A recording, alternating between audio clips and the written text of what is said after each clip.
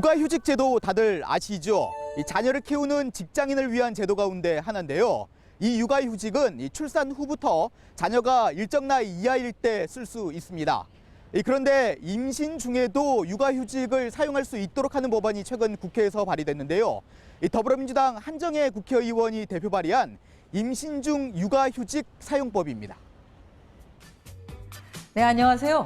저는 임신 중 육아휴직 사용법 법안을 발의한 강서구 병 지역 국회의원 한정혜입니다. 반갑습니다.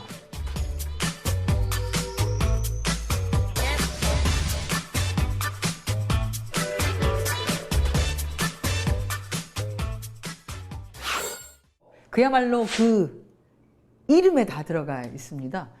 임신 중에는 육아휴직을 사용할 수 없죠. 보통 육아휴직은 아이를 낳고 난 뒤에 출산휴가가 끝나고 난 뒤에 연결해서 사용하는 것을 대다수의 국민들은 아마 알고 계실 거예요.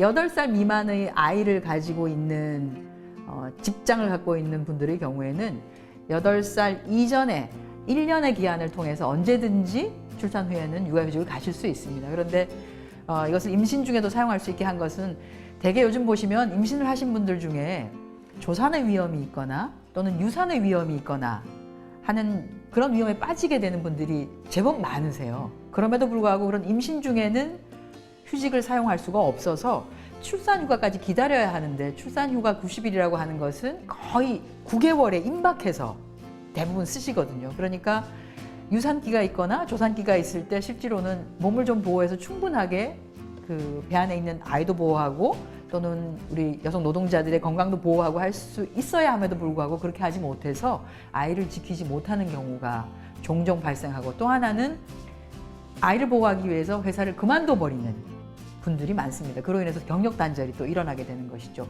이것을 중지하기 위해서, 이것을 개선하기 위해서 임신 중에도 어차피 아이를 낳고 난 이후에 쓸 수 있는 육아휴직을 내가 만약에 몸이 좀 안 좋거나 하게 되는 경우에는 조금 당겨서 쓸 수 있다라고 하면 도움이 되지 않을까 해서 이 법을 발의하게 되었습니다. 임신 중에 쓸 수 있는 휴가가 사실은 없습니다. 임신 중이라고 해서 쓸 수 있는 휴가라고 하는 것은 근로시간을 조금 단축하는 단축 청구권 정도에 해당되는 근로시간을 조금 단축하는 것만 있을 뿐이지, 정말로 몸이 안 좋거나 해서 조금은 쉬면서 배 안에 있는 태아를 보호해야 된다라고 할지라도 다른 방법이 없기 때문에, 사실은 지금 우리가 나라가 뭐 출산율을 제고하기 위해서 여러 가지 방법도 쓰고 있고 하긴 하지만 정작 임신을 한 사람들의 그 태아를 보호하거나 임신을 한 임산부를 보호하거나 하는 부분에 있어서는 조금 부족한 것이죠. 그래서 뭐 육아휴직을 나눠 쓰는 방식 이런 것들을 통해서 충분히 태아도 보호하고 또는 해당되는 노동자도 보호할 수 있기 때문에 이런 제도의 필요성에 대해서는 실제 임신을 했던 우리 여성 노동자들에게서 굉장히 요청이 좀 많았었어요. 해외에는 이런 사례가 있다는데 왜 우리나라는 이게 도입되지 않습니까?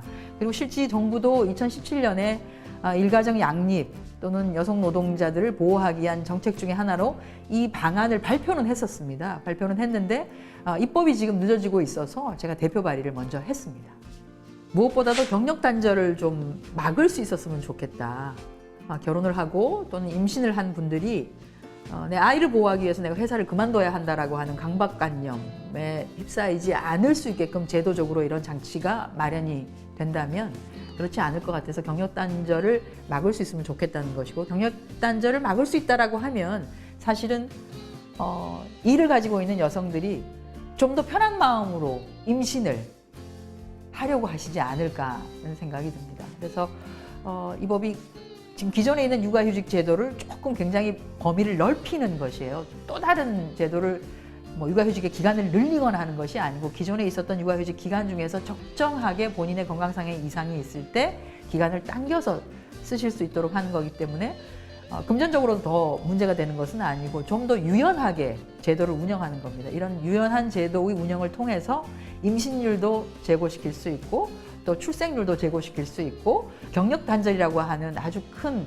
어떤 한 여성의 일생으로 보면 큰 결정을 해야 되는 것들을 자꾸 부딪히게 되는데 이런 결정들을 안 해도 됩니다 라고 하는 부수적인 효과가 또 나올 수 있다라고 하면 많이 도움이 되지 않을까.